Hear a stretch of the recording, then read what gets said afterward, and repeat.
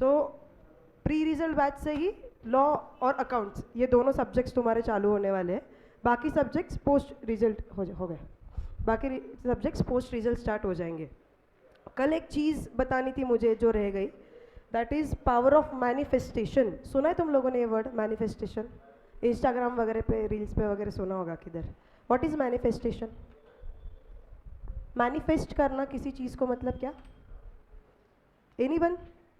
मेरे को इंटरेक्शन चाहिए. हाँ, ऐसे नहीं है कि कल तो ठीक है, कल तो मेरे साइड से ही ज़्यादा था, मतलब रादर मैं ही पूरा बोली हूँ कल, बट आज से मैं कम और तुम ज़्यादा बोलने वाले हो. What is manifestation?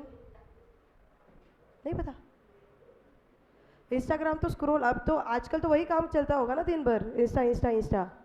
तो उसमें किधर ना किधर आता है मैनिफेस्टेशन. मैनिफेस्टेशन मतलब क्या होता है? पॉजिटिव. अपन जो बोलते हैं कि अपन जो बोलेंगे वही होगा.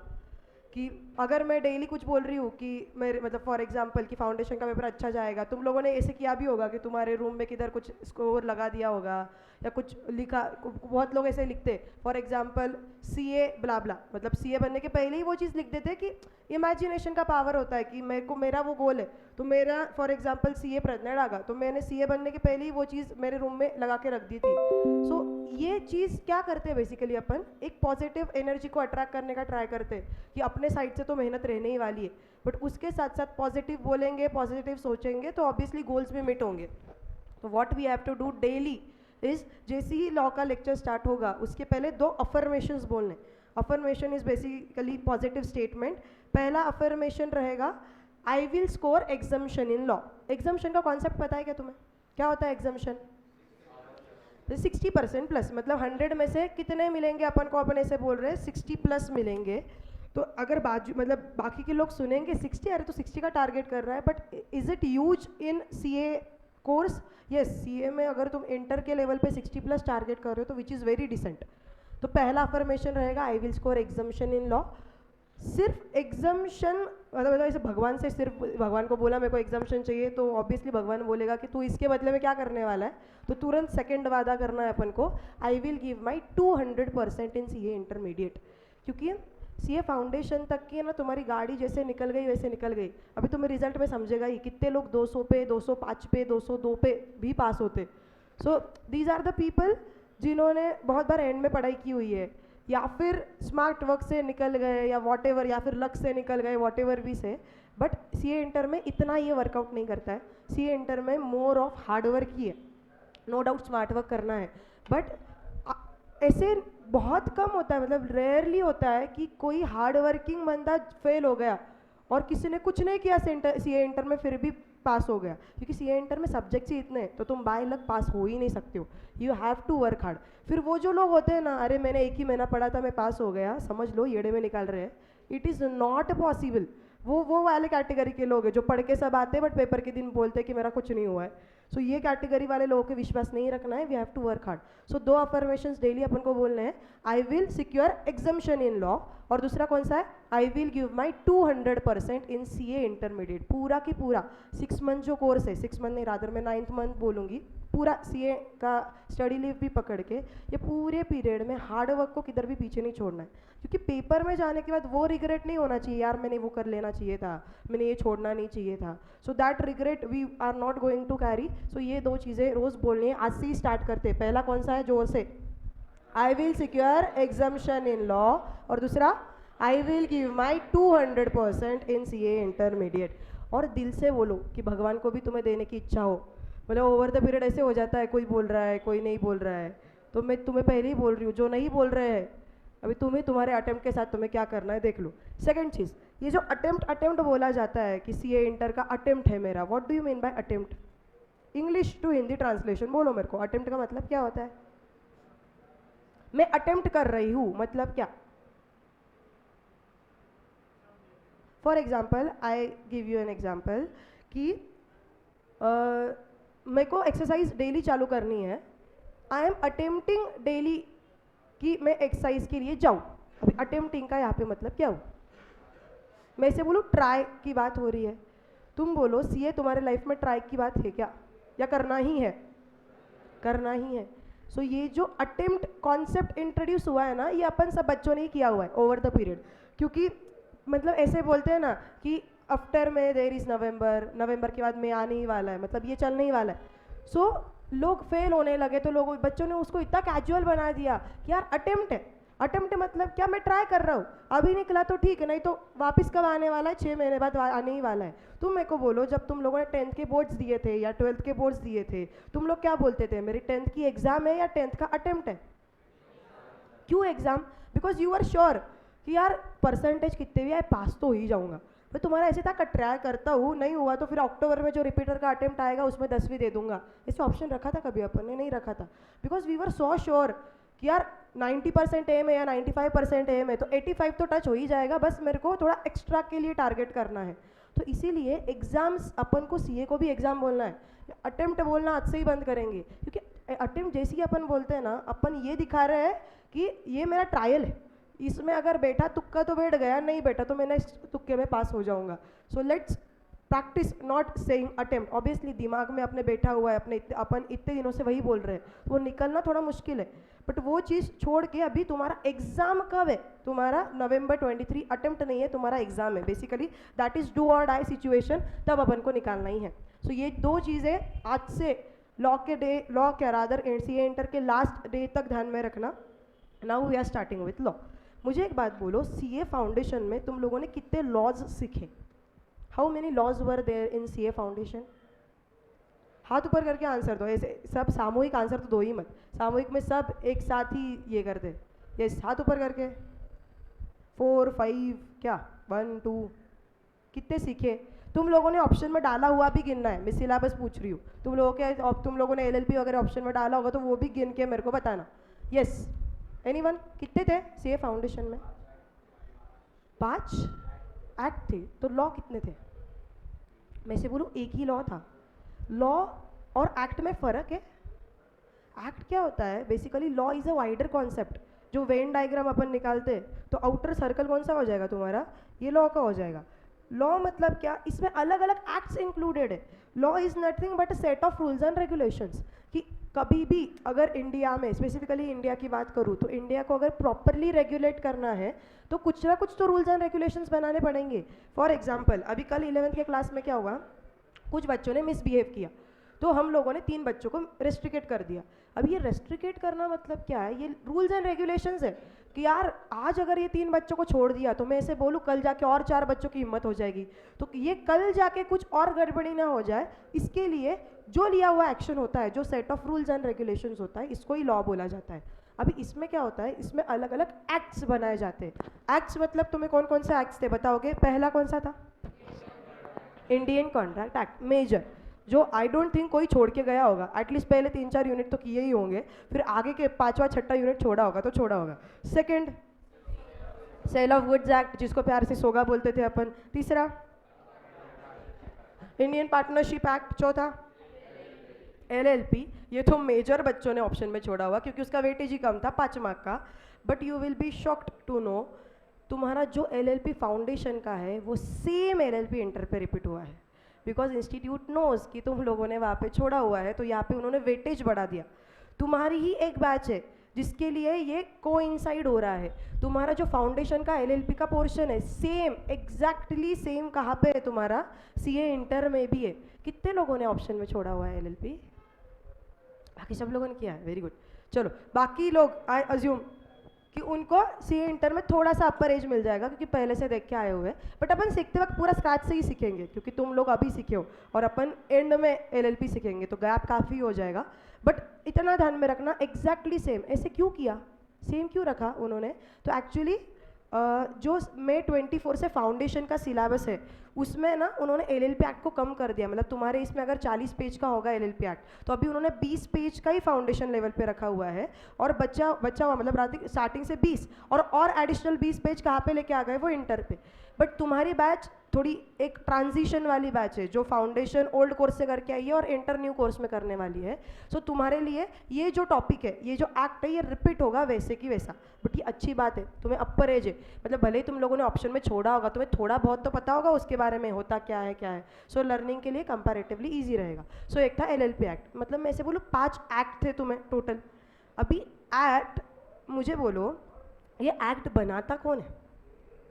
ये हो गए तुम्हारे एक्ट। एक्ट मतलब क्या होता है कि कोई एक टॉपिक को लेके, फॉर एग्जाम्पल अगर मैं इंडियन कॉन्ट्रैक्ट एक्ट की बात करूँ तो पहले के ज़माने में क्या था, बार्टर चलता था। बार्टर मतलब पता है तुम्हें कि पैसे नहीं थे लोगों के पास मेजरली, तो कुछ एक चीज़ ले एक चीज़ दे। मतलब फॉर एग्जांपल अगर मैं फार्मर हूँ और सामने वाला बंदा फर्नीचर बनाने वाला है, तो मैं उसको क्या बोलता हूँ कि मेरे को फर्नीचर चाहिए तो मेरे को furniture they they. But furniture के पहले बदले में मैं पैसे नहीं देती थी, मैं क्या देती थी, उतने वैल्यू का जो भी मेरे पास एग्रीकल्चर रिलेटेड जो भी चीज़ें होती थी वो उसको दे देती थी। सो ये चीज़ों में क्या होने लगा, धीरे धीरे ना लोग कॉन्ट्रैक्ट में एंटर करने लग गए। मतलब पहले क्या होता था, अगर मैं रह रही हूँ तो मेरे बाजू में धनिशा रह रही है, तो मैं इसको पहचानती हूँ तो मैं इसके साथ कॉन्ट्रैक्ट में एंटर कर रही हूँ। फिर गली तक लोग गए, फिर मोहल्ले तक लोग गए, फिर सिटी तक लोग गए। बट ओवर द पीरियड जैसे ग्लोबलाइजेशन बढ़ा, वैसे लोगों ने इंटर सिटी मतलब नासिक से पुणे में कॉन्ट्रैक्ट करना चालू कर दिया, या महाराष्ट्र से गुजरात में कॉन्ट्रैक्ट करना चालू कर दिया। फिर धीरे धीरे इंडिया और इंडिया के बाहर कॉन्ट्रैक्ट करना चालू कर दिया। मुझे बोलो तुम्हारा विश्वास किस पे ज़्यादा रहता है, तुम्हारे सामने जो बंदा है या बाहर दूर बैठा हुआ कोई बंदा? मैं इसे बोलूँ फॉर एग्जांपल मेरी दुकान है और सामने अजिंक्य की दुकान है। अभी अजिंक्य मेरे पास आया, मैम मेरे को है ना 10 दिनों के लिए पैसे चाहिए। तो मैंने बोला कि ठीक है कोई टेंशन नहीं, ले ले तू पैसे। मैं क्या सोच के उसको पैसे दे रही हूँ, मैं इसे बोलूँ कि मैं सोच रही हूँ सामने ही दुकान है, भागे जाएगा तो भी कहाँ पे जाएगा, और गया तो भी सामने दुकान है ना। दुकान पे फॉर एग्जांपल उसका ज्वेलरी का दुकान है, दुकान पे जाके मैं उठा के लेके आ जाऊँगी उतने पैसे का सोना। तो जनरली अपन क्या करते हैं, वो लोगों पे ज़्यादा विश्वास रखते हैं जो आंखों के सामने रहते या पास में रहते, क्योंकि अपन को भी पता है कि अपन को उनको कांटेक्ट करना फिजिबल है। बट जैसे जैसे लोगों ने दूर दूर के लोगों के साथ कांटेक्ट करना चालू कर दिया, वैसे फ्रॉड के केसेस बढ़ गए कि एक बंदे ने पैसा तो दे दिया बट सामने वाला सर्विस ही नहीं दे रहा है, या एक बंदे ने गुड्स तो डिलीवर कर दिए, सामने वाला पैसा ही नहीं दे रहा है। तो ऐसे केस में लोगों का विश्वास उड़ने लगा, और जैसे ही लोगों का विश्वास उड़ने लगा वैसे ही कौन सा एक्ट बनाया गया, इंडियन कॉन्ट्रैक्ट एक्ट। फिर इंडियन कॉन्ट्रैक्ट एक्ट ने बोला कि अगर ब्रीच ऑफ कॉन्ट्रैक्ट हुआ तो क्या क्या रेमेडीज़ है, या फिर अगर ऐसे ऐसे टाइप का कॉन्ट्रैक्ट है तो फिर वो एनफोर्सिएबल है या नहीं, या कोर्ट के पास क्या क्या पावर्स है। इसमें क्या हो गया, लोगों को डर तो नहीं रहा, मतलब लोगों को एटलीस्ट एक तो अश्योरेंस है, ये भाग भी गया तो मैं किसके पास जा सकता हूँ, कोर्ट के पास जा सकता हूँ। इसके लिए अलग अलग एक्ट्स बनाए जाते हैं। एक्ट आता तभी है जब लोगों को कुछ प्रॉब्लम आता है, जैसे ट्रैफिक रूल्स वगैरह हो गए, ट्रैफिक का भी एक एक्ट है। वो एक्ट कब बनाया होगा, जब लोगों के एक्सीडेंट्स बढ़ गए, या फॉर एग्जांपल ज़्यादा डेथ एक्सीडेंट में होने लग गए, तो जब जब जो जो प्रॉब्लम आता है उसके हिसाब से एक्ट वगैरह बनाए जाते हैं। So there is basic distinction between law and act, ये हमेशा ध्यान में रखना। आज के बाद तुम्हें ये कोई नहीं सिखाएगा। बट अभी कैसे हो गया पता है क्या, कॉम्पिटिशन बढ़ गया है, तो है ना तुम्हारे इंटरव्यूज़ में ना ऐसे कुछ भी फालतू सा क्वेश्चन पूछ लेते हैं। कुछ बच्चों को पता होगा, मैंने पीछे भी शेयर किया था, मेरा जो सीए इंटर का इंटरव्यू था मतलब आर्टिकलशिप के लिए, उसमें मुझे क्वेश्चन पूछा गया था कि लैंड को डिप्रिशिएट करते हैं क्या, तुम क्या आंसर दोगे इसका, हाँ या ना? मैं इसे बोलूँ बचपन से 11वीं से सिखा हुआ है अपन ने, लैंड कभी डिप्रिशिएट नहीं होती है। बट मैंने ऑब्वियसली मैंने एकदम फॉर्म में बोल दिया नहीं होती डिप्रिशिएट। तो उन्होंने मेरे को पूछा क्यों, what is the reason land depreciate नहीं होती? अच्छा, सप्लाई कम है, मतलब मैं ऐसे बोलती हूँ कि लिमिटेड है बेसिकली लैंड। ओके, और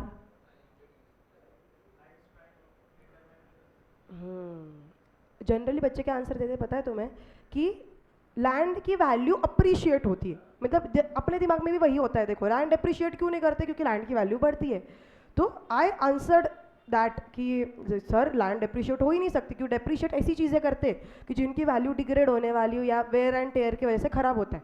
बट लैंड तो ऐसी चीज़ है जो जनरली अप्रिशिएट ही होती है। फॉर एग्जांपल 2006 में मैंने अगर कुछ लैंड लेके रखी हुई है तो देयर इज़ 99% प्रोबेबिलिटी क्या होगा, आज वैल्यू ज़्यादा रहेगी या कम रहेगी, ज़्यादा ही रहेगी। तो मैंने यही आंसर किया। तो उन्होंने मेरे को आगे क्या क्वेश्चन पूछा, समझ कि तूने कुछ लैंड ली जो पहले हाईवे पे थी, अभी उधर का कुछ डिस्ट्रक्शन वगैरह हो गया या कुछ हो गया और उसके वजह से तेरी वैल्यू लैंड की कम हो गई, अभी तू उसको डिप्रिशिएट करेगी क्या?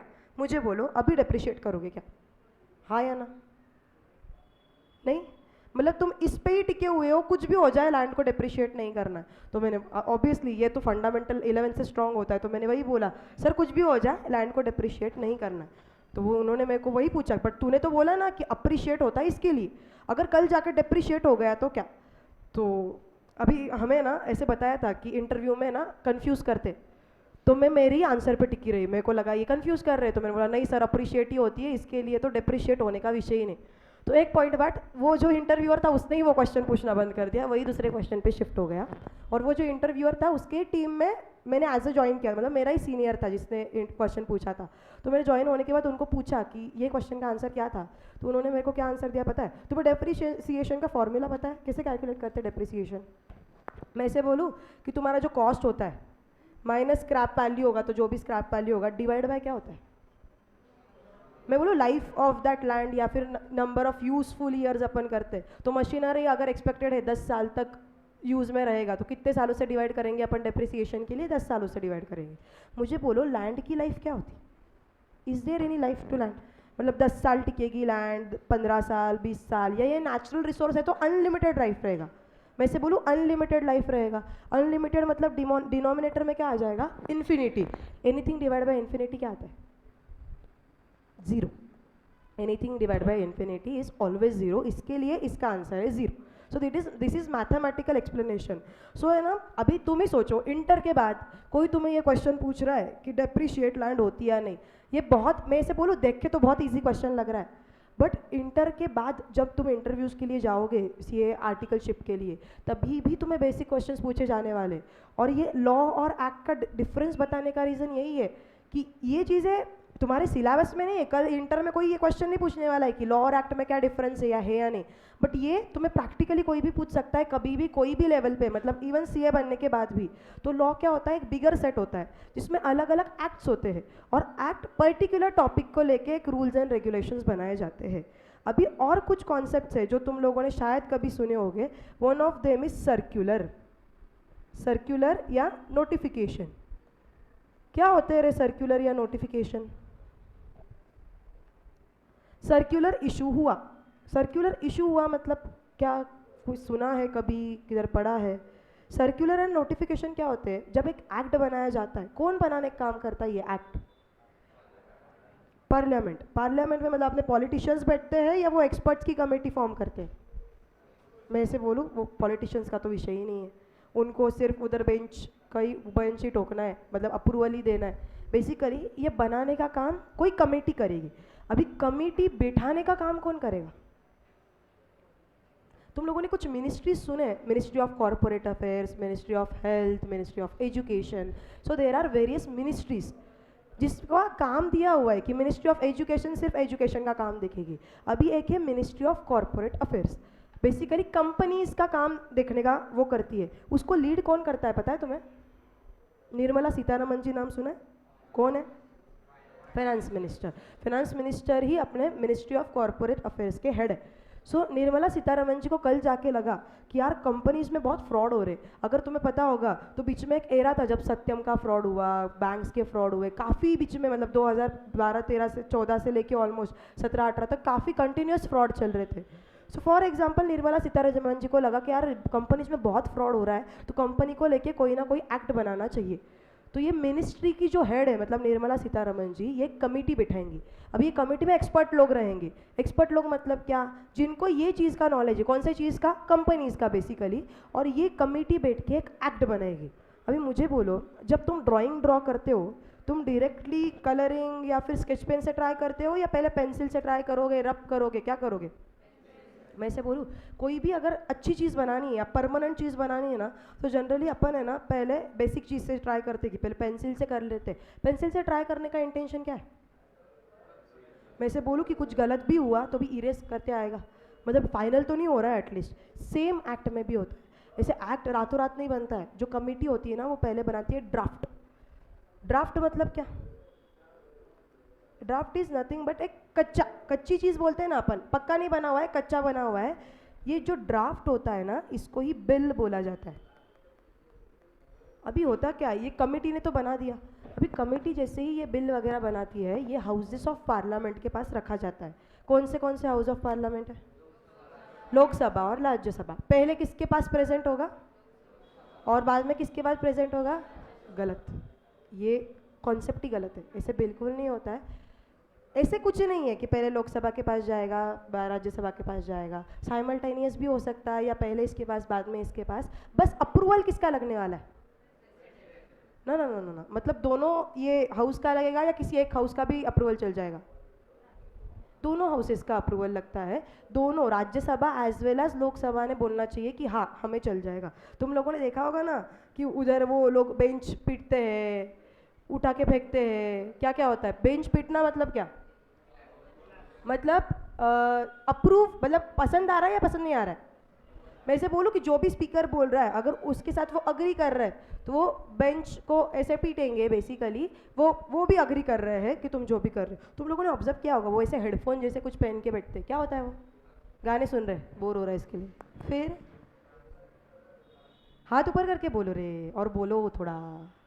एनीवन, क्या पहन के बैठते वो, देखा है क्या तुम लोगों ने? कभी नहीं देखा होगा तो आज यूट्यूब पे वगैरह या कभी न्यूज़ में देखोगे तो ऑब्जर्व करना। अगर कोई स्पीकर बोल रहा है तो उसके आजू बाजू वाले लोग देखना, थोड़े से लोगों के ना कान में बोड़े होते, क्या होते हैं वो बोड़े, ट्रांसलेटर। बेसिकली अगर कोई हिंदी में बोल रहा है या इंग्लिश में बोल रहा है तो उधर सब बैठे हुए लोगों को पॉसिबल नहीं। अभी फॉर एग्जांपल मैं इंग्लिश में बोल रही हूँ उधर, तो सब लोगों को इंग्लिश आएगा ही ज़रूरी नहीं है, तो उनके पास एक ट्रांसलेटर होता है कि अगर किसी को मराठी कंफर्टेबल है तो वो जो भी बोल रहा है वो ट्रांसलेट होकर इसको किस में सुनाई देगा, डायरेक्टली मराठी में सुनाई देगा। सो रियल टाइम होता है वो डायरेक्टली, मतलब मैं अगर इंग्लिश में यहाँ पे बोल रही हूँ और किसी ने वो ट्रांसलेटर पहना हुआ है तो वो सुनाई उसको कौन से लैंग्वेज में देगा, जो ऑप्शन उसने सिलेक्ट किया हुआ है। तो ये जो लोकसभा या राज्यसभा होती है उसका अप्रूवल लगता है। इन्होंने हाँ बोल दिया तो फिर क्या आगे, कौन अप्रूव करेगा इसको? प्रेसिडेंट। कौन है अपने president? Draupadi Murmu ji. Yes, president जैसे ही इस पे साइन कर देता है ये बिल क्या बन जाता है, अभी एक्ट बन जाता है। मुझे बोलो अगर बिल बना है, ठीक है, कुछ बेसिक से कोई एक पर्टिकुलर टॉपिक को लेके बिल बना दिया, ओके, अभी वो लोकसभा और राज्यसभा के पास सामने रखा, लोकसभा और राज्यसभा को सब उसमें का पट रहा है बट एक पॉइंट उनको चेंज करवाना है, वो करवा सकते हैं इसे या नहीं? हाँ हो सकता है, क्योंकि बिल मतलब ही क्या, ड्राफ्ट है, मैंने बोला ना कच्चा है बेसिकली, इसमें जितने चेंजेस करना है उतने करवा लो। बट एक बार प्रेसिडेंट ने अगर साइन कर दिया इसके बाद वो क्या बन गया, एक्ट बन गया। बट अभी तुम ही सोचो दिन में कितने ऐसे एक्ट बनते होंगे, कितने टॉपिक्स है जिन पे रूल्स एंड रेगुलेशंस बन रहे हैं, एक्ट्स बन रहे हैं, लोकसभा राज्यसभा में उसका अप्रूवल हो रहा है। कॉमन बंदे को इसके बारे में पता कैसे चलेगा? मतलब अपन इधर इंटर के क्लास में है, उधर एक्ट पास हो रहे हैं, मुझे बोलो तुम्हें पता कि अपन को मेल आता है, मैसेज आता है, क्या होता है, मतलब अपन को कैसे पता चलेगा जनरल पब्लिक को? सर्कुलर नोटिफिकेशन कोई बोला, और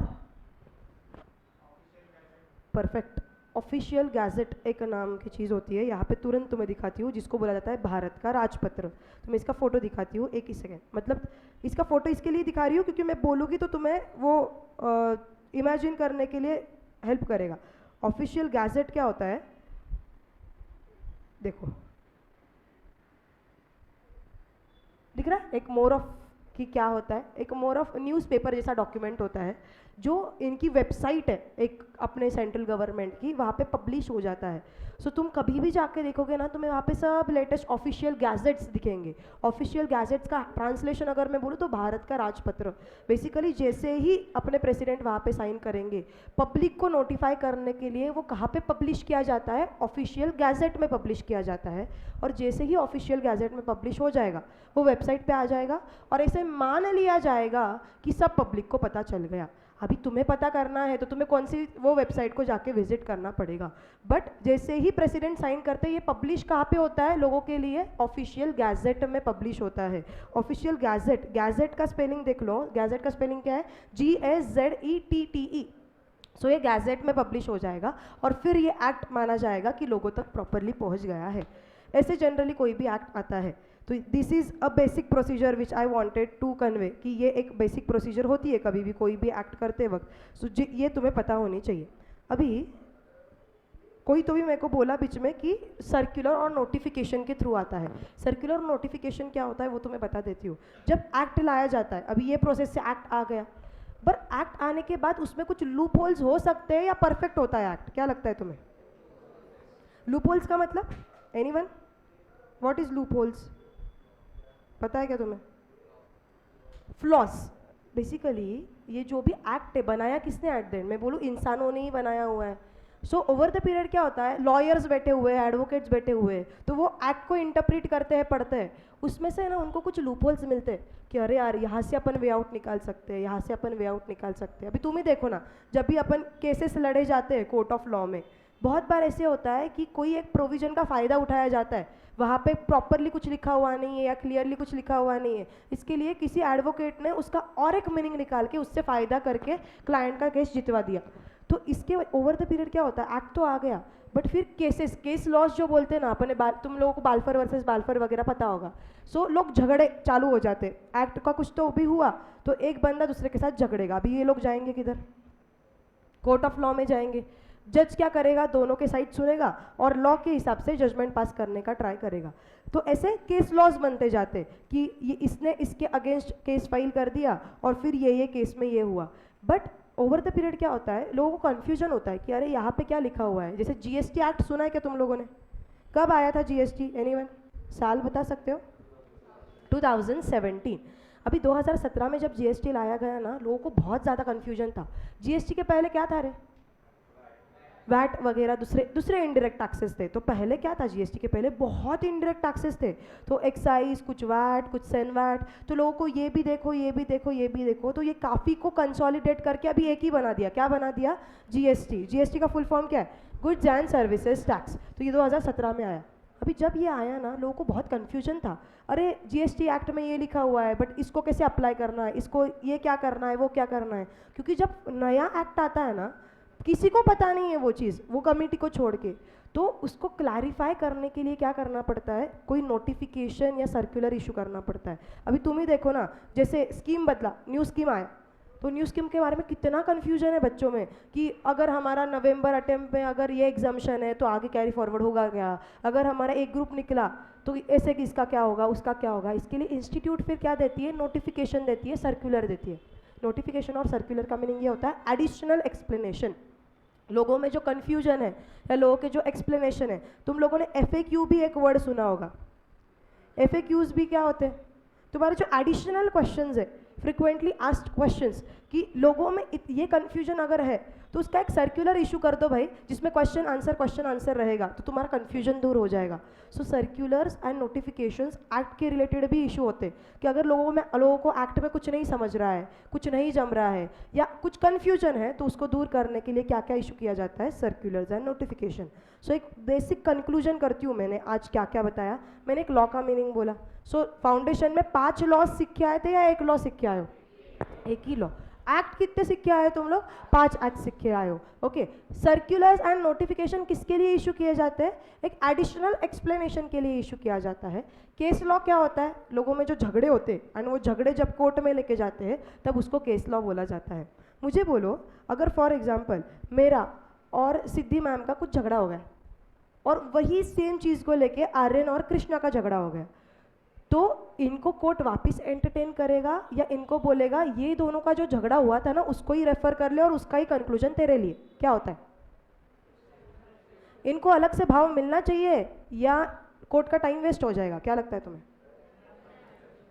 कोर्ट का टाइम वेस्ट हो जाएगा। मुझे बोलो, अगर मेरा और सिद्धि का एग्जैक्ट सेम चीज़ पे झगड़ा हुआ है और वही चीज़ पे झगड़ा अगर आगे जाके किसी का भी होता है तो कोर्ट उसको एंटरटेन नहीं करता है। कोर्ट क्या बोलता है, भाई तेरे जो फैक्ट्स ऑफ द केस है ना, फॉर एग्जांपल वो बाल्फर वर्सेस बाल्फर से सिमिलर है, तो तेरे लिए कंक्लूजन भी क्या रहेगा, वही रहेगा। क्योंकि तुम ही सोचो ना, नहीं तो इंडिया के कोर्ट्स ऑलरेडी इतने स्लो है, उसमें अगर वही चीज़ें को वापस रिपीट करते बैठे तो फिर तो बस जो नए इश्यूज़ है वो तो कभी सॉल्व ही नहीं होंगे। इसके लिए केस लॉस काम में आते कि तुम भी पेपर में लिखते होगे, अभी पेपर में भी तुम लोगों ने क्या लिखा होगा, given facts are similar to Balfour versus Balfour, कि ये जो क्वेश्चन है, जैसे वाइफ ने हस्बैंड पे केस किया हुआ था वो उससे सिमिलर है, तो तुम लोगों ने कंक्लूजन पे किस पे बेस दिया था, बाल्फर वर्सेस बाल्फर में जो था कि भाई ये कॉन्ट्रैक्ट नहीं है, ये एक सोशल डोमेस्टिक अग्रीमेंट है, तो ये एनफोर्सिएबल बाय लॉ नहीं रहेगा, वाइफ हस्बैंड के अगेंस्ट कुछ भी एक्शन नहीं ले सकती है।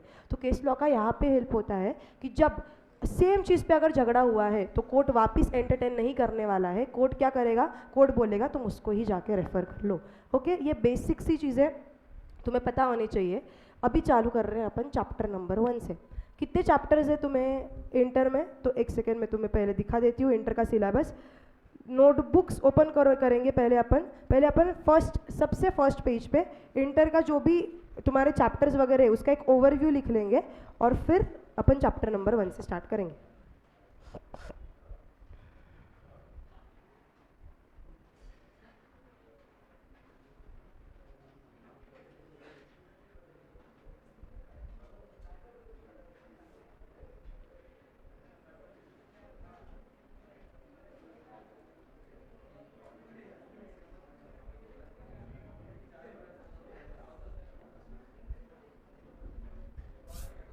एंड तुम लोग आंसर देते रहो।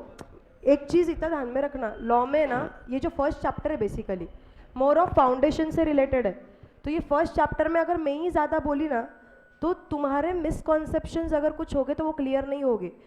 तुम लोगों ने इंटरैक्ट करने का इंटेंशन ये है कि अगर तुम्हें आ रहा है तो तुम्हारा कॉन्फिडेंस बढ़ेगा, और अगर तुम लोगों ने आंसर दिया और वो आंसर गलत है तो तुम्हारा मिसकॉन्सेप्शन दूर होगा। सो आदत अगर तुम्हें फाउंडेशन तक ऐसी रहेगी कि तुम सब सिर्फ कीर्तन कीर्तन कीर्तन कर रहे हो तो वैसे मत करो, तुम्हें यहाँ पे बोलना है। तुम जितना ज़्यादा इंटर में बोलोगे उतना ज़्यादा रिटेंशन बेटर रहेगा। तो प्लीज़ बोलो, गलत तो गलत, यहाँ पे कोई ऐसे नहीं कि जिसको सब आ रहा है। सो रॉन्ग तो रॉन्ग, बट प्लीज़ बोलना स्टार्ट करो। यस 2 मिनट मैं ओपन करती हूँ, फिर वी विल स्टार्ट।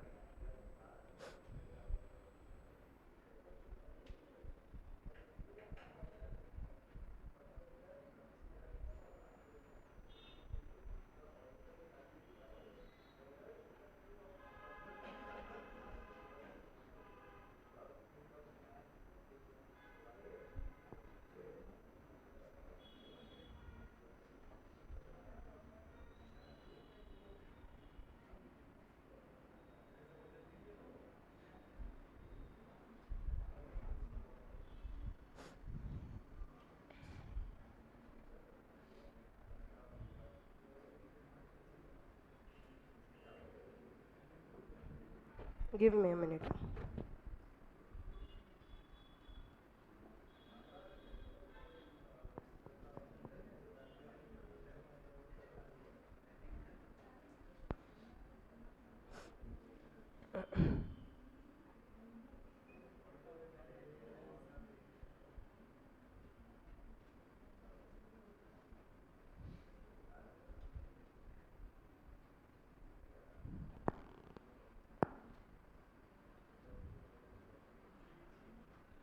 यस चलो, तुम्हारे पेपर का नाम क्या है? Do you know name of the paper? पूरा नेम क्या है? Corporate and other laws.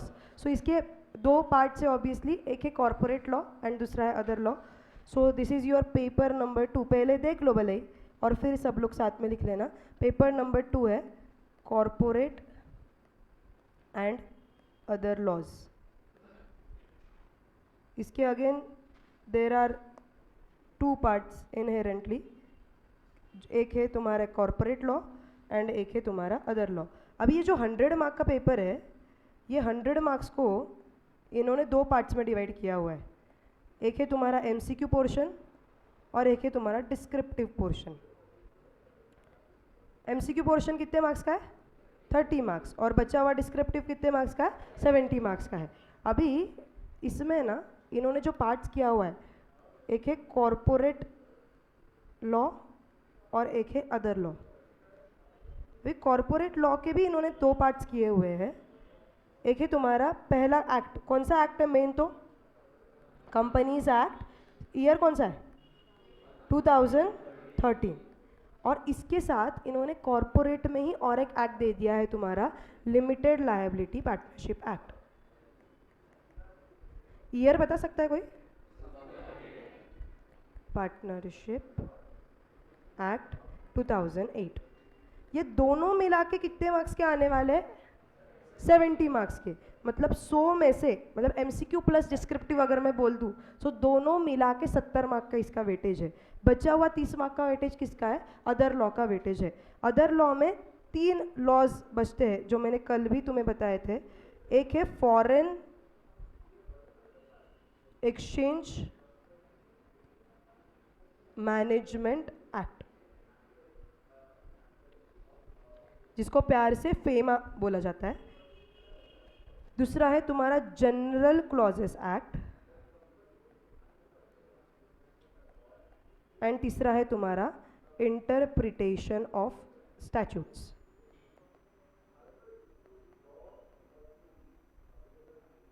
Okay, foreign exchange management कल भी अपन ने बात किया कि जो तुम्हारे फॉरेन एक्सचेंज इंपोर्ट हो रहा है, एक्सपोर्ट हो रहा है, इसके रिगार्डिंग है, उसकी बात हो रही है।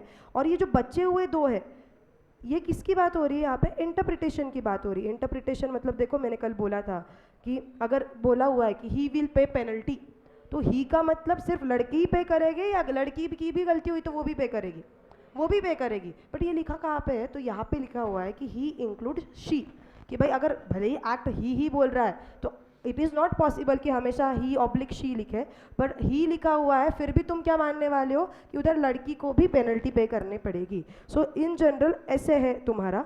और ये अदर लॉज मिला के तुम्हारा कितने मार्क्स का वेटेज है? 30 मार्क्स का वेटेज है। लॉ एक मोर ऑफ बीच में का एरा ऐसे था ना, मतलब 2018 के आसपास, 2018 के थोड़े से आगे, जहाँ पे है ना लॉ के क्वेश्चंस है ना पीएम में से आते थे। पीएम पता है तुम्हें? सुना है कभी तुम लोगों ने? प्रैक्टिस मैनुअल जो इंस्टीट्यूट पहले रिलीज करती थी, अभी बंद कर दिया 2018 से इंस्टीट्यूट ने। तो प्रैक्टिस मैनुअल है ना, ऐसे मोटा बुक होता था जिसमें इंस्टीट्यूट की वेबसाइट पे वो अवेलेबल रहता था। और अदर मॉड्यूल कैसे घर पे आता है, वैसे पीएम भी इंस्टीट्यूट भेजती थी। और प्रैक्टिस मैनुअल क्या होता था, तुम्हारे मॉडल्स तो आएंगी बट मॉडल्स के साथ साथ एक्स्ट्रा प्रैक्टिस के क्वेश्चंस भेजेगी। तो बच्चों ने क्या करना चालू कर दिया पता है क्या? मेन चैप्टर लर्न करना छोड़ के प्रैक्टिस मैनुअल ही रट्टा मारते थे। और बीच में अटेम्प्ट्स भी ऐसे थे कि पेपर प्रैक्टिस मैनुअल से ही निकल रहे। तो लोगों में ऐसे कॉन्सेप्शन था कि तू पास होना है ना तेरे को, तो एक काम कर, तू क्या रट्टा मार के जा, तो प्रैक्टिस मैनुअल रट्टा मार के जा, 100% का तेरे को एग्जाम्शन आ जाएगा। अभी ऐसे पॉसिबल है न्यू स्कीम में? नहीं, क्योंकि प्रैक्टिस मैनुअल आना बंद हो गए। दो practice manuals are available there on some websites वगैरह जहाँ से अपन को मिल सकते हैं। बट प्रैक्टिस मैनुअल से ना क्वेश्चंस आते हैं, और प्रैक्टिस मैनुअल में डायरेक्ट क्वेश्चन रहते थे, फीचर्स ऑफ कंपनी बताओ, डॉक्ट्राइन ऑफ इंडोर मैनेजमेंट बताओ। अभी ऐसा नहीं आते हैं, मतलब रादर न्यू स्कीम में ऐसे क्वेश्चंस नहीं आएंगे। क्वेश्चन तुम्हारे कॉन्सेप्ट बेस्ड आएंगे, मतलब पूरा केस सिनारियो दे दिया और फिर तुम लोगों ने इंटरप्रेट किया कि क्या बोलना चाह रहे हैं, फिर सोचा कि सेक्शन कौन सा है और फिर उसको लिखा। सेक्शन लर्निंग इंपॉर्टेंट है इंटर लेवल पे? हाँ, बहुत ज़्यादा इंपॉर्टेंट है। कितने सेक्शंस है, डू यू नो तुम्हें?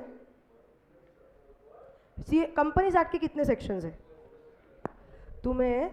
एक्चुअली पूरे अगर कंपनीज एक्ट में बोलूँ तो 470 सेक्शंस है, 470। 470 सेक्शंस में से तुम्हें इंटर लेवल पे कितने हैं? तो तुम्हें 140 सेक्शन 1 से लेके 147 तक और प्लस 393 से लेके आगे की कुछ थोड़ी 5-7 सेक्शन की सीरीज है। इतने सेक्शंस तुम्हें हैं और ये अपन लर्न करने वाले हैं। Yes, each and every section will be learn in the class, उसका तुम टेंशन मत लो, but every section is important. लिखना बहुत ज़्यादा इंपॉर्टेंट है। लास्ट बैच में एक स्टूडेंट है May 24 में, उसके डैड ICAI के पेपर्स चेक करते, तो एक्चुअली ICAI ने बोला हुआ it is officially not allowed to tell others कि तुम चेकर हो, क्योंकि ऑब्वियसली सब लोग आके उनको ही पूछेंगे कैसे लिखना है पेपर या सजेस्टेड कैसे। बट उन्होंने हमारे साथ ऐसे ही इनफॉर्मली थोड़ा डिस्कस किया, तो वो वही बोल रहे थे कि अपन को जो सजेस्टेड आता है, मतलब वेबसाइट पे जो सजेस्टेड तुम्हें मिलता है और चेकर्स के पास जो सजेस्टेड जाता है उसमें बहुत फ़र्क होता है। चेकर्स का सजेस्टेड बहुत वाइड ओपन होता है। वाइड ओपन मतलब क्या, कि बच्चे ने अगर इतना लिखा है ना तो 1 मार्क दे दो, बच्चे ने अगर इतना भी लिखा है तो 2 मार्क दे दो, बच्चे ने ये नहीं लिखा है बट बच्चे ने ये भी लिख दिया तो भी चल जाएगा। तो इंस्टीट्यूट अपनी बिल्कुल रिजिड नहीं है कि हमें यही चाहिए। Institute is quite open, quite subjective, क्योंकि लॉ ऐसा सब्जेक्ट है ना जिसमें 2 ओपिनियंस आ सकते। तुम लोगों ने फाउंडेशन पे भी देखा होगा, मैम यहाँ पे ये सेक्शन क्यों नहीं लग रहा है या यहाँ पे ये क्यों नहीं लिखा हुआ है, because it is more of subjective. So inter में दे आर वेरी ओपन। और उन्होंने एक चीज़ बहुत इंपॉर्टेंट बोली, बोले लॉ में बच्चों को ऐसे लगता है कि कंक्लूजन लिख दिया तो काम हो गया। इंस्टीट्यूट ने न्यू स्कीम में स्ट्रिक्टली बोला है कि अगर कोई बच्चा सिर्फ कंक्लूजन लिख रहा है तो उसको कुछ मार्क नहीं मिलेगा। क्वेश्चन एक आंसर का फॉर्मेट एक स्पेसिफिक वे में होना चाहिए। आई डोंट नो तुम लोगों ने ये फाउंडेशन में फॉलो किया है या नहीं, बट फॉर्मेट जनरली क्या होता है, facts of the case, relevant provision, ये स्वैप भी हो सकता है। बहुत लोग पहले रेलिवेंट प्रोविजन भी लिखते हैं which is also okay. Relevant provision, फिर क्या आता है, एनालिसिस और conclusion. This is strict instruction from ICAI and कि जो बच्चा ऐसे नहीं लिख रहा है उसके मार्क्स जाएंगे। सो फाउंडेशन लेवल का नहीं बोल रही हूँ, इंटर का। तो तुम फाउंडेशन का टेंशन मत लेके बैठना, मैं तो नहीं लिख के आया हूँ तो कल से प्री रिजल्ट बैच को आना बंद करे क्या। फाउंडेशन का इतना इशू नहीं है, फाउंडेशन में लिखा हुआ है तो अच्छी बात है, अपर एज ही मिलेगा तुम्हें। बट इंटर लेवल पे स्ट्रिक्ट इंस्ट्रक्शंस है कि जो भी बच्चा ये फॉलो नहीं कर रहा है उसके मार्क्स जाएंगे। तो पेपर से बाहर आने के बाद बच्चा बोलता है कि बहुत भारी पेपर गया, मेरे को 60 तो कैसे भी पक्के, फिर पेपर में आते 30-40 ऐसे मार्क्स। तो उसका रीज़न यही है। फिर बच्चे गालियाँ देते, पक्का गलत चेकिंग हो रहा है उधर, मैं लिख के दे सकता हूँ, मेरे को एग्जामेशन के नीचे आना ही नहीं चाहिए।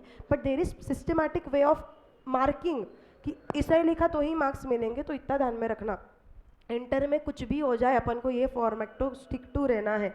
और ये सेक्शंस वगैरह का पूरा लर्निंग का काम अपन क्लास में ही कर लेंगे। अभी पेज नंबर 1 पे तुम हेडिंग डालोगे ये पेपर नंबर 2 का, कॉर्पोरेट एंड अदर लॉज। इसके मार्क्स लिखो 100 मार्क्स। मैंने जैसे लिखा है ना वैसे एग्जैक्टली कॉपी डाउन कर लो, प्रॉपरली करो। मैंने जैसे किया हुआ है ना वैसे ही कॉपी डाउन करो।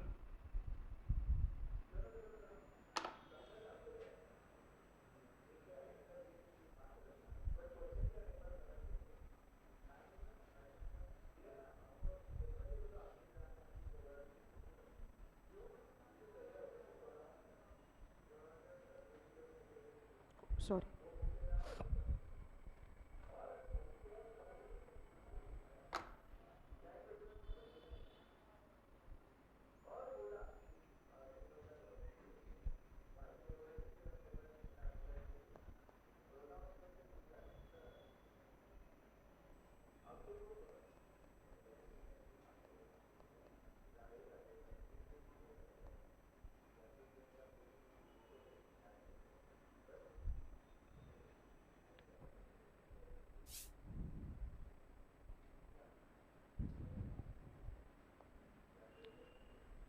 और आज से ही सीरियसली आधा 1 घंटा पढ़ाई करना चालू कर देना। आई एम टेलिंग यू, तुम्हारा प्री रिजल्ट बैच में इतना अच्छे से कवर हो जाएगा ना, तुम्हें बाद में वो चीज़ का बिल्कुल टेंशन नहीं रहेगा। सो आज से ही थोड़ा थोड़ा पढ़ाई चालू कर दो।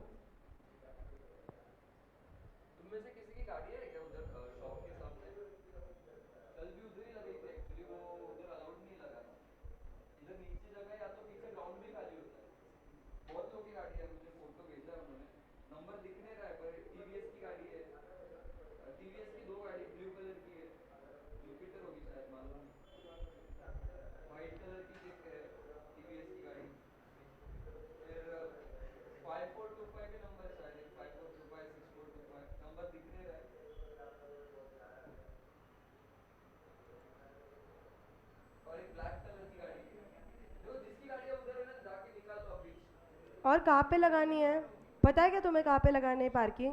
ये एलन के सामने जो एमरॉन बैटरीज है देखो सामने ही, वहाँ से एक छोटी सी गली जाती है, उधर से अंदर अगर एंटर करोगे तो एक बड़ा ग्राउंड है, वहाँ पे लगा देना गाड़ियाँ नहीं।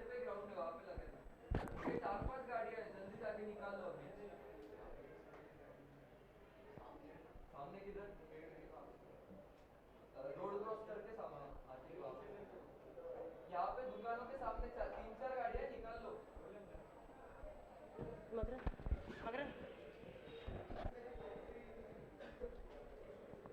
मैंने इस पे कुछ लिखा हुआ था वो गायब हो गया।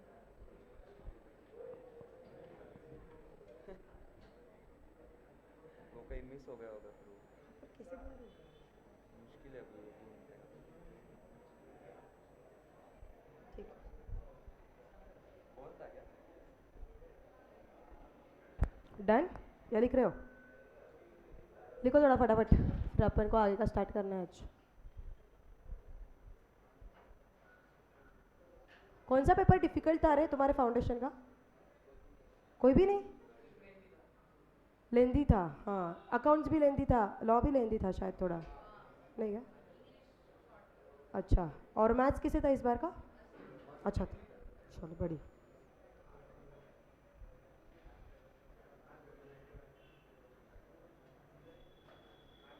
हम्म, चले चलेगा, नॉट अ प्रॉब्लम। अच्छा एग्जामेशन इधर, नाइस। कब कब आया हुआ एग्जामेशन?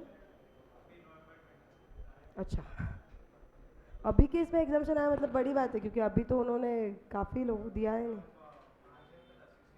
अच्छा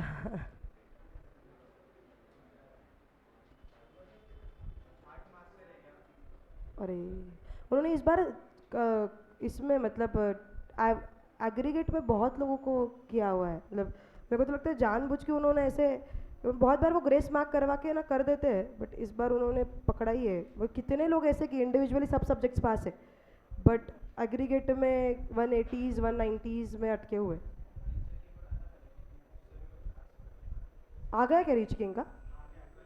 हाँ कल काफ़ी लोगों का है, वो सिर्फ रीटोटलिंग ही करते हैं और कुछ नहीं करते वो। चलो done.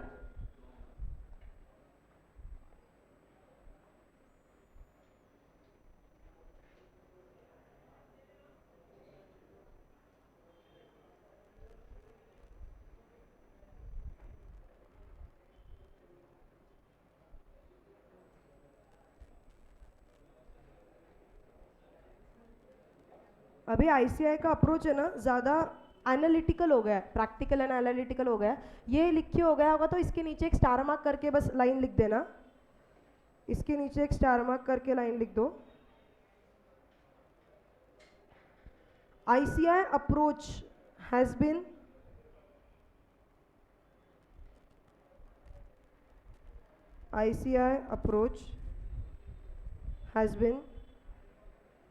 shifted to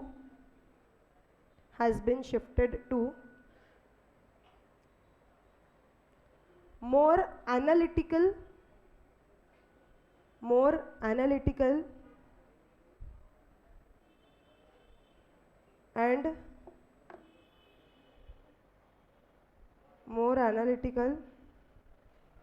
and practical side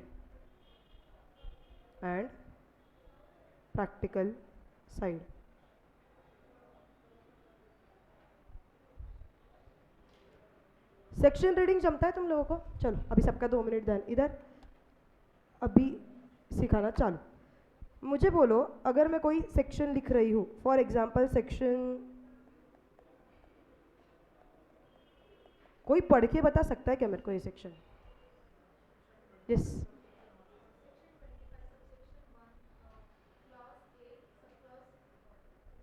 बराबर बोली वो या कुछ गलत? नहीं बोलो। अच्छा सो टाइम बिंग रिलेटेड है मान के, इसको कैसे रीड किया जाएगा? मैं ऐसे बोलूँ, उसने जो बोला वही सेक्शन, पहले आता है section, so this is section 25।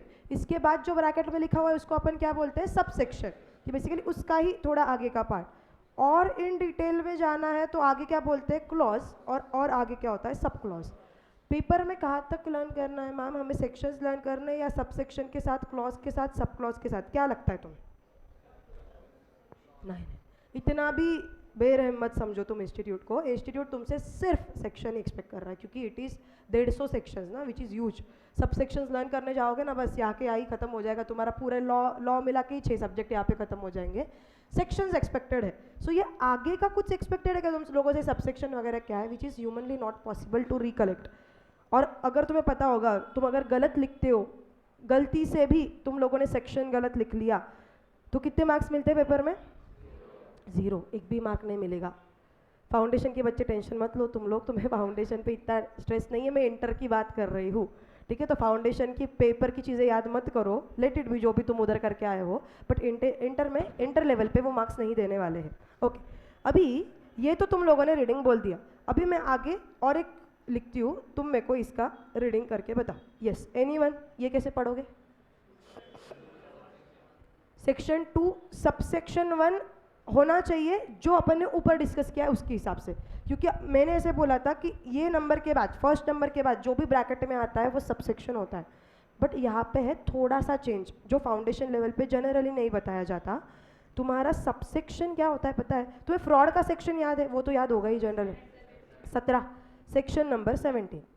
तो जब भी तुम इंडियन कॉन्ट्रैक्ट एक्ट ओपन करोगे और सेक्शन नंबर 17 देखोगे ना, तुम्हें ऐसे दिखेगा, सेक्शन 17 लिखा होगा, यहाँ पे ऊपर फ्रॉड लिखा होगा, और यहाँ पे जो भी उनको फ्रॉड के बारे में लिखना है कि फ्रॉड में for example concealment of fact होता है, या फिर इंटेंशनली तुम दूसरे को डिसीव करने का ट्राई करते हो, ये जो भी लिखा होता है ना, ऐसे लिखा होता है 1 2 3 4। ये 1 2 3 4 क्या है? सब सेक्शन है। एग्जैक्टली ये 1 2 3 4 क्या है? तुम्हारे सब सेक्शन है। मुझे बोलो 0.1 किसके बारे में बोल रहा होगा? फ्रॉड के बारे में। 2 फ्रॉड के बारे में। ऐसे होगा क्या? 1 फ्रॉड के बारे में, 2 मिस रिप्रेजेंटेशन के बारे में, 3 कोर्जन के बारे में, या सभी फ्रॉड के बारे में ही बात कर रहे हैं? सभी फ्रॉड के बारे में ही बात कर रहे हैं। तो जब ऐसे होता है कि तुम्हारे ये जो पॉइंट्स है 1 2 3 4 ये एट द एंड एक कॉमन पॉइंट के बारे में बात कर रहे हैं या फिर इंटरलिंक्ड है, तो उसको ही सबसेक्शन रीड किया जाता है। अभी सेक्शन 2 तुम लोगों को अगर सोगा याद होगा, सेक्शन 2 सोगा के किसके बारे में बात करते रहे? डेफिनेशंस है, इफ यू रिमेंबर। गुड्स का डेफिनेशन, बायर का डेफिनेशन, सेलर का डेफिनेशन, डिलीवरी का डेफिनेशन। सो ये जो डेफिनेशन है सब सेक्शन 2 में दिया हुआ है। अगर मैं बात करूँ, अगर section 2 clause 1 for example buyer के डेफिनेशन के बारे में बात कर रहा है, तो 2 भी बायर के बारे में ही बात करेगा या कुछ भलता ही रहेगा? मैं बोलूँ कुछ तो भी भलता ही रहेगा। फॉर एग्जाम्पल ये बात करता है डिलीवरी के बारे में। मुझे बोलो 1 और 2 एक दूसरे से रिलेटेड है क्या? नहीं। तो जब चीज़ें एक दूसरे से रिलेटेड नहीं होती है तब उसको सब सेक्शन नहीं पढ़ते, तब उसको डायरेक्टली क्लॉज पढ़ते हैं। तो इतना ध्यान में रखना, जनरली हर एक एक्ट का सेक्शन नंबर 2 किसके बारे में बात करता है? डेफिनेशंस के ही बारे में बात करता है। तो जब भी सेक्शन 2 आएगा तो तुम आगे सब सेक्शन पढ़ने वाले हो या डायरेक्टली क्लॉज पढ़ने वाले हो? आगे डायरेक्टली क्लॉज पढ़ना है। बाकी किसी सेक्शन में कोई टेंशन नहीं है, बट डेफिनेशन के सेक्शन में सेक्शन के आगे क्लॉज पढ़ना है या सब सेक्शन पढ़ना है? तुम्हें क्लॉज ही पढ़ना है। तो अगर मैं बाकी सेक्शन 25 वगैरह या 17 18 कोई भी सेक्शन बोलती हूँ तो तुम्हें section sub section clause sub clause ही पढ़ना है। बट जैसे ही तुम्हारे सामने सेक्शन 2 आएगा, मतलब डेफिनेशन की बात हो रही है, और 2 1 तो दूसरे की डेफिनेशन, 2 2 दूसरे की डेफिनेशन, 2 3 भलते की डेफिनेशन, तो कुछ भी एक दूसरे से रिलेटेड नहीं होता है। तो इसको पढ़ते वक्त क्या पढ़ोगे तुम लोग? सेक्शन 2 एंड आगे क्लॉज 1 या क्लॉज 2 ऐसे रीडिंग करने वाले हो। ओके, अभी अपन जा रहे हैं तुम्हारे कंपनीज एक्ट में। नहीं, वो सेक्शन रीडिंग ही सीख रहे थे तो मेजर इतना कुछ नहीं हुआ। अभी सेक्शन नंबर 1 किस चीज़ के बारे में होता है? Do you no? Section number 1 किसी भी एक्ट का, ये है ना, थोड़ी सी बेसिक जानकारी देता है एक्ट के बारे में। सबसे पहले ये बात करता है तुम्हारे शॉर्ट टाइटल के बारे में। जैसे अगर मैं बात करूं तो कृष्णा चौकसी नाम का एक बंदा है, इसके लिए शॉर्ट टाइटल क्या रहेगा? मतलब इसको क्लास में अगर सब चौकसी बुलाते तो दैट इज शॉर्ट टाइटल। मतलब टोपन नाउ की बात हो रही है यहाँ पे या क्या बात हो रही है? यहाँ पे शॉर्ट टाइटल का मीनिंग निक नेम जैसे होता है। जैसे इसका नाम तो कृष्णा है बट हम सब उसको क्लास में चौकसी बुलाते हैं, या फिर एक सिद्धार्थ नाम का बंदा है बट उसको क्लास में सब बोनस बुलाते हैं। सो ये क्या है? ये बेसिकली तुम्हारा नाम कुछ अलग है बट हम लोगों ने उसका कुछ तो टोपन नाम अपन जो बोलते हैं निकनेम रख दिया है। यहाँ पे शॉर्ट टाइटल का मीनिंग भले ही निकनेम रहे फिर भी यहाँ पे पूरा एक्ट का नाम लिखा जाता है। तो सेक्शन 1 शॉर्ट टाइटल के बारे में बात करता है। तो कंपनीज एक्ट का नाम क्या लिखा होगा इन्होंने? द कंपनीज एक्ट, आगे साल भी आता है इसका, क्या कौन सा साल है? 2013। इफ यू हैव ऑब्जर्व्ड कोई भी एक्ट के पहले हमेशा क्या लगता है? द। क्यों द? एक ही है। जैसे अपन एकदम नर्सरी वगैरह या फर्स्ट सेकेंड में सीखे होंगे the sun, the moon, the earth. तो बेसिकली जो यूनिवर्सली एक ही चीज़ होती है ना उसके पहले द लगाया जाता है। द बोल दिया, द ग्रेटेस्ट पर्सन या द गोट वगैरह तुम ऐसे बोलते हो, वही है भाई, द ओनली पर्सन। सो ये एक्ट के पहले भी हमेशा द लगाना है बिकॉज कंपनीज एक्ट 2013, दूसरा और कोई है क्या?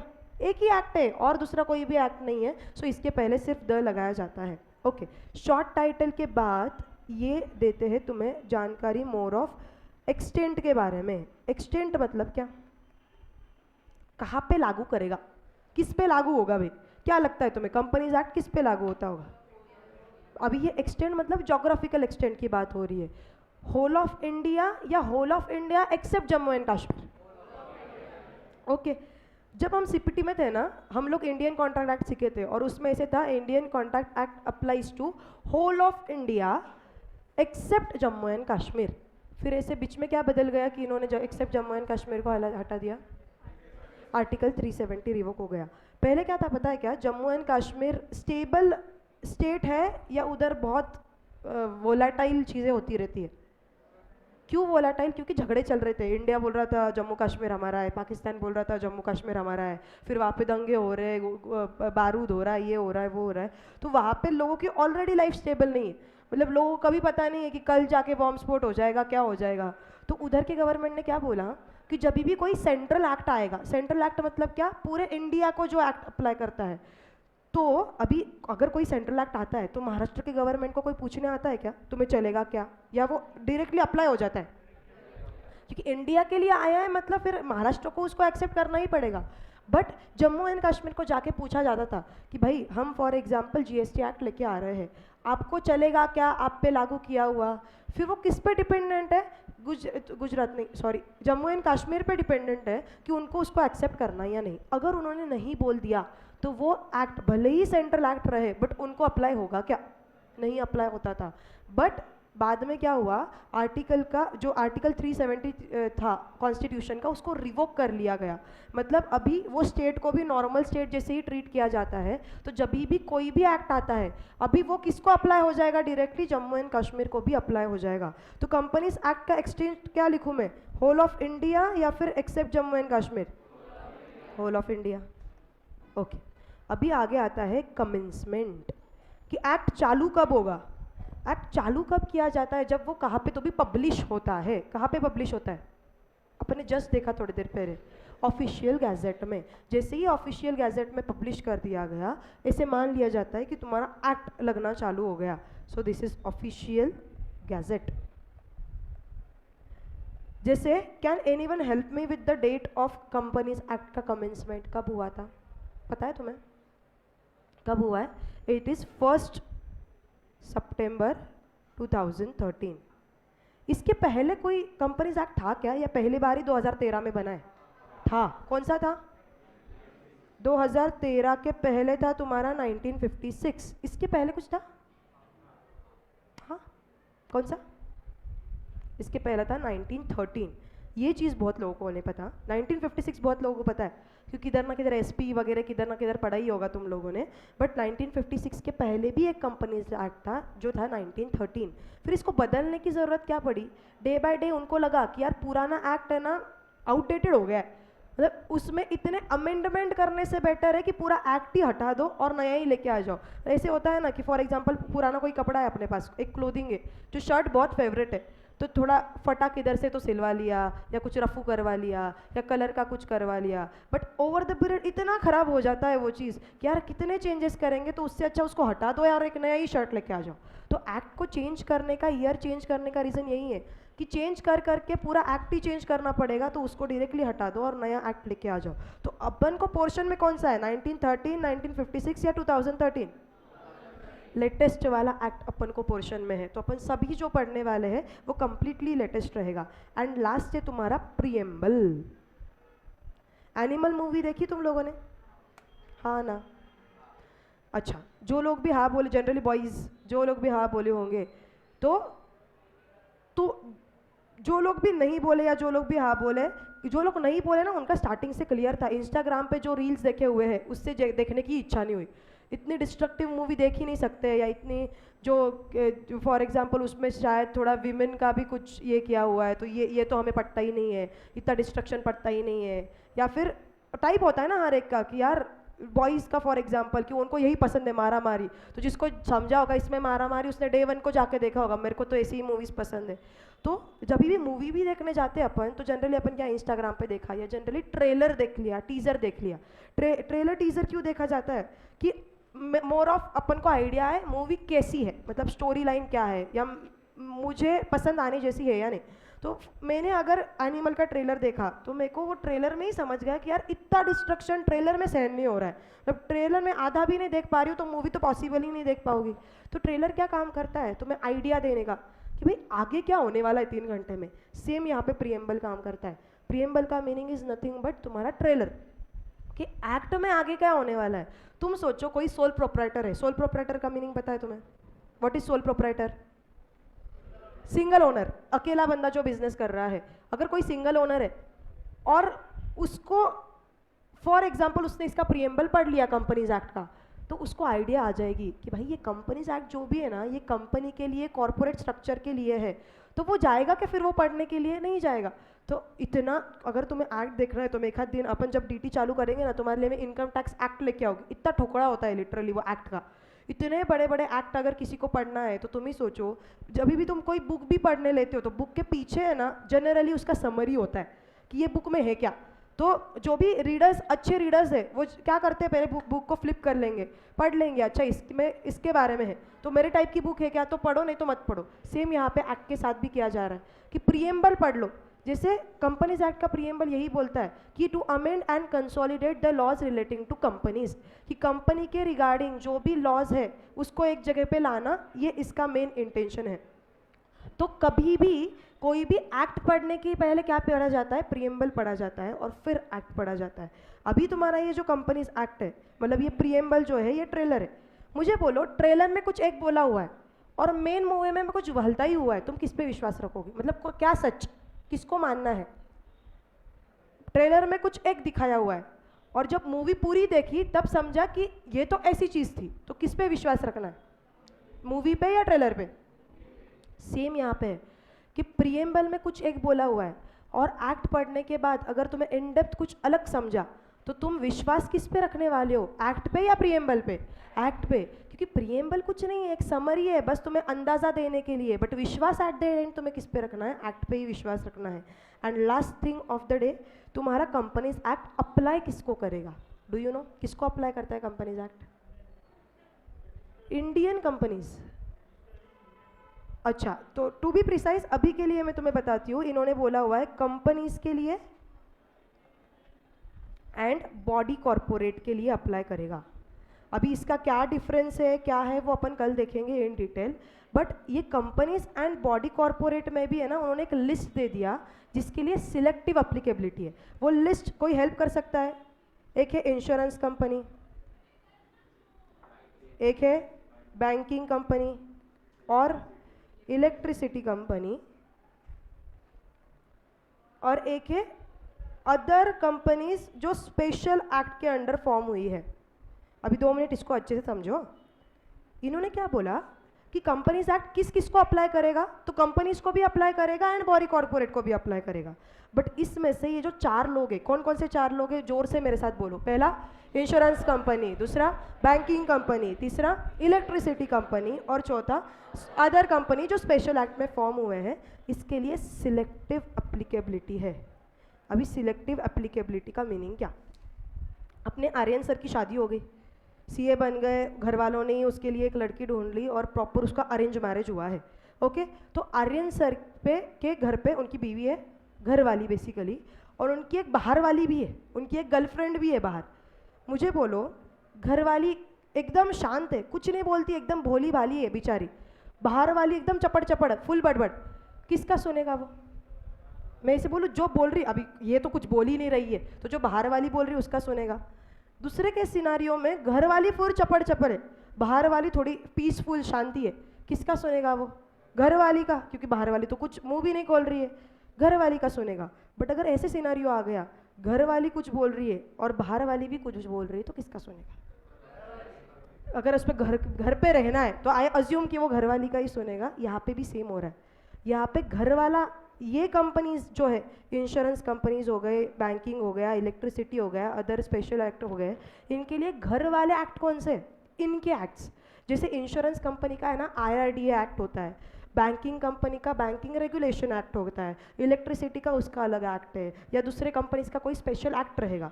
तो उनके लिए घर वाला एक्ट कौन सा हो गया, उनका स्पेसिफिक एक्ट। उनके लिए बाहर वाला एक्ट कौन सा हो गया, कंपनीज एक्ट। तो घर वाला एक्ट कुछ बोल रहा है, स्पेशल एक्ट कुछ बोल रहा है, तो किसका सुना जाएगा, स्पेशल एक्ट का। अगर कंपनीज एक्ट कुछ बोल रहा है तो किसका सुना जाएगा, कंपनीज एक्ट का। बट दोनों कुछ बोल रहे हैं और दोनों कॉन्ट्राडिक्ट कर रहे हैं, फिर किसका सुनेंगे वो लोग, घर वाले एक्ट का। मतलब किसका सुनने वाले, स्पेशल एक्ट का सुनने वाले हैं। इसलिए यहाँ पे बोला हुआ है कि सिलेक्टिव एप्लीकेबिलिटी है। मतलब अगर इंश्योरेंस कंपनी के केस में IRDA एक्ट ने कुछ भलता बोल के रखा है और कंपनीज एक्ट ने कुछ भलता बोल के रखा हुआ है, तो इंश्योरेंस कंपनी सुनेगी किसका? IRDA एक्ट का ही सुनेगी। उसके लिए कंपनीज एक्ट का एप्लीकेबिलिटी होने वाला है क्या? वहाँ पे कंपनीज एक्ट का एप्लीकेबिलिटी नहीं होने वाला है, इसको ही सिलेक्टिव एप्लीकेबिलिटी बोलते हैं। डन, इतना समझा है? सो आज अपन ने क्या किया, अपन ने चैप्टर नंबर 1 प्रिलिमिनरी चालू किया है। प्रिलिमिनरी का मीनिंग पता है? प्रिलिमिनरी एक्सपेंसेस सुना होगा तुम लोगों ने अकाउंट्स में। प्रिलिमिनरी एक्सपेंसेस ऐसे एक्सपेंसेस होते हैं जो तुम कंपनी फॉर्म होने के पहले करते हो, कि कंपनी का MOA बनाना हो गया, AOA बनाना हो गया। तो preliminary is nothing but basic. तो तुम्हारा चैप्टर नंबर 1 जो भी है ना, ये बेसिक्स के बारे में है। चैप्टर नंबर 1 में सब डेफिनेशंस है, सब डेफिनेशंस। अभी तुम बोलोगे मैम ये तो हमें था सब फाउंडेशन में, ये रिपीटेशन क्यों हुआ है? बट तुम उधर पढ़ा हुआ और यहाँ पे पढ़ा हुआ भला ही सेम रहा, तो भी इसका लेवल ऊपर का है। अभी कल से अपन प्राइवेट कंपनी वगैरह के डेफिनेशन चालू करेंगे जो तुम्हारे फाउंडेशन में हुए हैं, बट तुम्हें तुरंत समझेगा वहाँ का जो लेवल था अंडरस्टैंडिंग का एंड यहाँ के लेवल में बहुत डिफरेंस है। सो रिपीटेशन भी रहा तो भी नंबर ऑफ जो क्वेश्चन का क्वालिटी होता है वो काफ़ी अच्छे लेवल का होता है। अभी आज अपन ने क्या पढ़ा, सेक्शन नंबर 1 किसके बारे में होता है? तुम्हारा शॉर्ट टाइटल हो गया, तुम्हारा एक्सटेंट हो गया, कमेंसमेंट हो गया, प्रीएम्बल हो गया। कंपनीज एक्ट का शॉर्ट टाइटल क्या है? सब लोग बोलने वाले हो, द कंपनीज एक्ट 2013। एक्सटेंट क्या है इसका? Whole of India. कमेंसमेंट कहाँ पे किया जाता है? ऑफिशियल गैजेट में। जैसे कंपनीज एक्ट का कमेंसमेंट कौन से डेट से है? 1 सितंबर 2013।